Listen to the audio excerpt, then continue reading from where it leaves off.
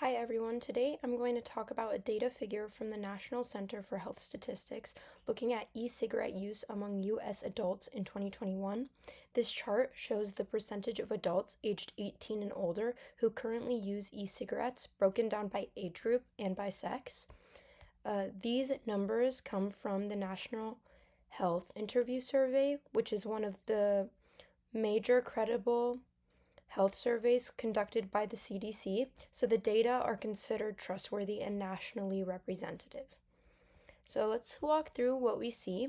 First, if we look at all age groups combined, about 4.5% of adults used e-cigarettes in 2021. But this total had some important differences. When we break it down by sex, 5.1% of men reported current e-cigarette use compared with 4% of women. That difference is statistically significant. The biggest takeaway from this figure is really the age pattern. Usage is much higher among younger adults. So among 18 to 24-year-olds, use jumps to 11% overall. Men are slightly higher at 11.6%, and women slightly lower at 10.3%.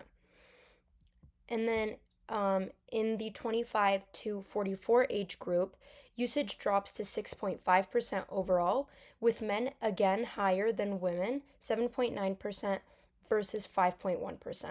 And among adults 45 and over, the rate is only about 2%, with very little difference between men and women. So overall, the data shows a clear downward trend with the age. Younger people vape much more than older people, and men tend to vape more than women, especially in the middle age group.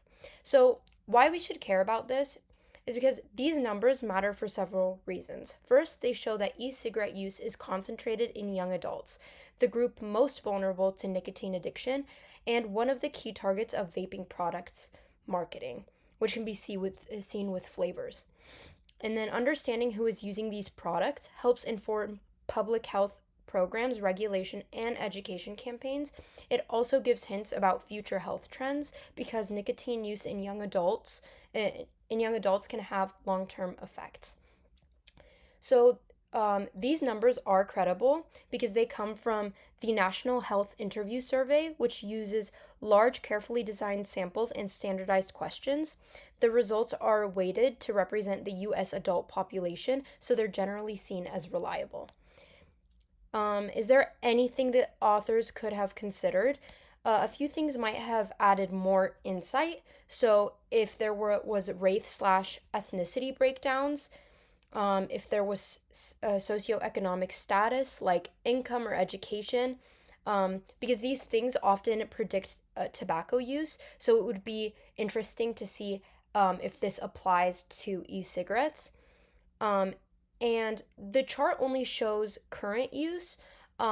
So if it included something like every day or some days, this would add even more detail.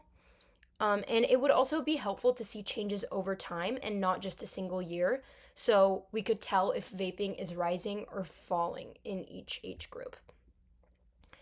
So overall, this figure highlights an important public health issue. E-cigarette use is not evenly distributed across the adult population.